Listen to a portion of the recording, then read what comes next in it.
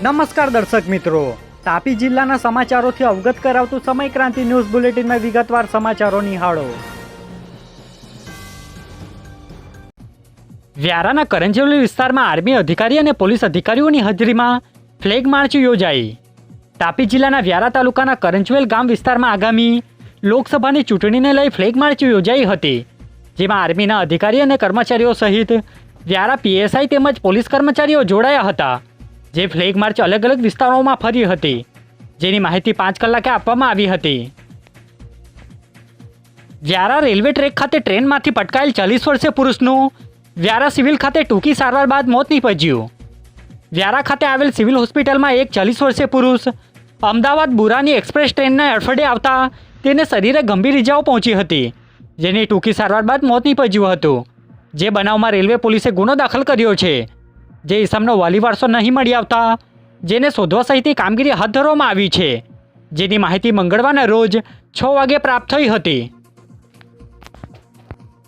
સેલુ ગામમાં જમીનની તકરારમાં મારામારી થતાં પોલીસ ફરિયાદ નોંધાઈ। નિઝરના સેલુ ગામમાં ખેતીની જમીનની જૂની તકરારમાં સુનિલભાઈ પટેલને પાવડા વડે આરોપી અરવિંદ પટેલે મારી દેતા સુનિલભાઈને શરીરે ગંભીર ઇજાઓ પહોંચી હતી। બનાવને લઈ પોલીસે અરવિંદભાઈ સામે ગુનો દાખલ કર્યો છે, જ્યારે ઇજાગ્રસ્તને સારવાર અર્થે ખસેડવામાં આવ્યો હતો, જેની માહિતી મંગળવારના સાંજે 6 વાગે પ્રાપ્ત થઈ હતી। સોંગઢના ગોપાલપુરા ગામના લગ્ન પ્રસંગનો વિડીયો થયો વાયરલ, જેમાં કોંગ્રેસના ઉમેદવારના ગીત પર યુવાનો નાચતા જોવા મળ્યા। તાપી જિલ્લાના સોંગઢ તાલુકાના ગોપાલપુરા ગામના લગ્ન પ્રસંગનો વિડીયો સોશિયલ મીડિયાના ગ્રુપમાં મંગળવારના રોજ 1 કલાકની આસપાસ વાયરલ થયો છે, જેમાં બારડોલી લોકસભા બેઠકના ઉમેદવારના નામ સાથેના ગીત પર લોકો નાચતા જોવા મળ્યા હતા। જે વિડીયો હાલ સોશિયલ મીડિયામાં વાયરલ થયો છે। તાપી ભાજપ કાર્યાલય ખાતે જિલ્લા મહિલા મોરચાના પ્રમુખની હાજરીમાં બેઠક યોજાઈ।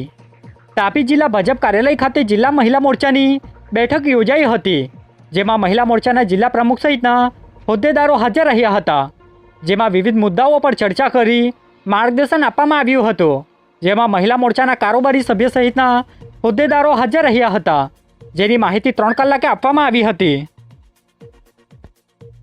તાપી જિલ્લા ચૂંટણી અધિકારી દ્વારા આચારસંહિતા સહિતની ફરિયાદને લઈ નાગરિકો માટે જાહેરનામું પ્રસિદ્ધ કર્યું। તાપી જિલ્લાના કલેક્ટર અને ચૂંટણી અધિકારી ડૉક્ટર વિપિન ગર્ગ દ્વારા એક જાહેરનામું પ્રસિદ્ધ કરવામાં આવ્યું છે, જેમાં નાગરિકો પોતાના સ્માર્ટફોનમાં સી વિજિલ એપ ડાઉનલોડ કરી આદર્શ આચારસંહિતાનું ઉલ્લંઘન, ચૂંટણીઓ દરમિયાન ધાકધમકી કે પ્રલોભન સહિતના અનૈતિક આચરણ અંગે પુરાવા સાથે ફરિયાદ નોંધાવી શકે, જે માહિતી 4 કલાકે આપવામાં આવી હતી। તાપી જિલ્લા ભારત આદિવાસી સંવિધાન સેનાએ મામલતદારને આવેદનપત્ર આપી રજૂઆત કરાઈ। તાપી જિલ્લાના ભારત આદિવાસી સંવિધાન સેનાના આગેવાનોએ મામલતદારને આવેદનપત્ર આપી રજૂઆત કરી છે, જેમાં વાલોડ રેફરલ હોસ્પિટલ ખાતે તાત્કાલિક બાળકોના ડૉક્ટરની નિમણૂક કરવામાં આવે અને બંધ પડેલ એમ્બ્યુલન્સ ચાલુ કરવાની રજૂઆત કરવામાં આવી હતી, જેની માહિતી 5 કલાકે આપવામાં આવી હતી। બેડી ગામે જૂની અદાવતમાં ઘરના નળિયા તોડી મારવાની ધમકી આપતા પોલીસ મથકે ગુનો દાખલ થયો।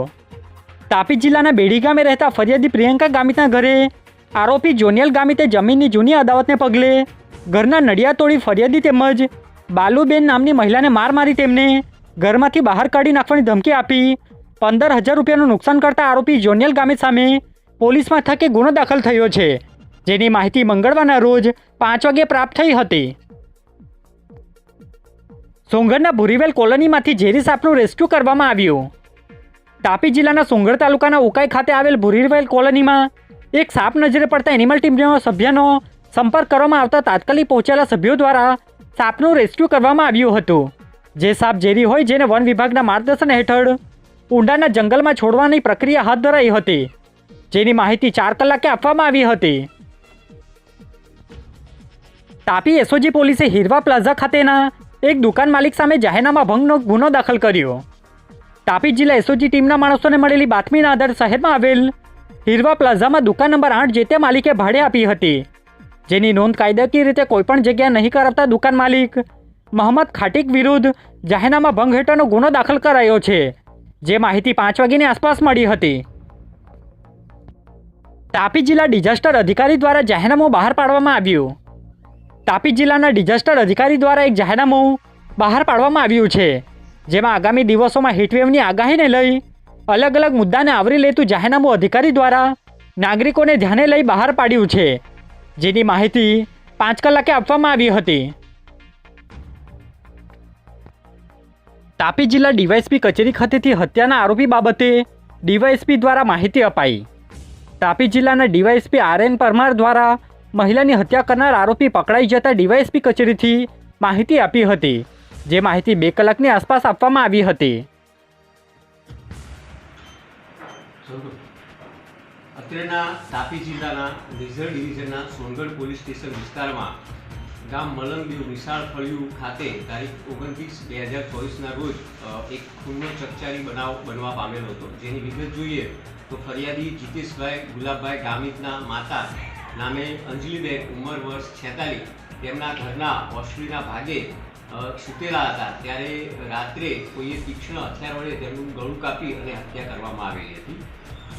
તાપી પોલીસ અધિક્ષક સાહેબ શ્રી રાહુલ પટેલ સાહેબના માર્ગદર્શન હેઠળ તાપી LCB, પેરોલ ફલોની ટીમ અને SOG અને સ્થાનિક સોનગઢ પોલીસ સ્ટેશનના માણસોના સંયુક્ત પ્રયાસોથી હ્યુમન રિસોર્સ અને ટેકનિકલ સર્વેલન્સના આધારે ગણતરીના દિવસોમાં આ ગુનાનો ભેદ ઉકેલવામાં સફળતા પ્રાપ્ત થયેલી છે. તેમાં મરણ જનારના પતિ ગુલાબભાઈ ગામિત નાઓએ તેમના પત્નીના ચરિત્ર પર શક અને વહેમ રાખી અને આવેશમાં આવી જઈ અને કોઈ તીક્ષ્ણ હથિયાર વડે ઘા કરી અને હત્યા કરેલી હતી, જેની ધરપકડ કરી અને આગળની કાર્યવાહી હાથ ધરવામાં આવેલી છે. આજે બુલેટિનમાં બસ આટલું જ. અને સમય ક્રાંતિ ન્યૂઝ ચેનલને લાઇક, શેર, કોમેન્ટ્સ અને સબસ્ક્રાઇબ અવશ્ય કરી લેશો, જેથી કરી તમને તાપી જિલ્લાના સમાચારોની અપડેટ મળતી રહે. અને મને રજા આપશો. આભાર. જય હિન્દ, જય ભારત.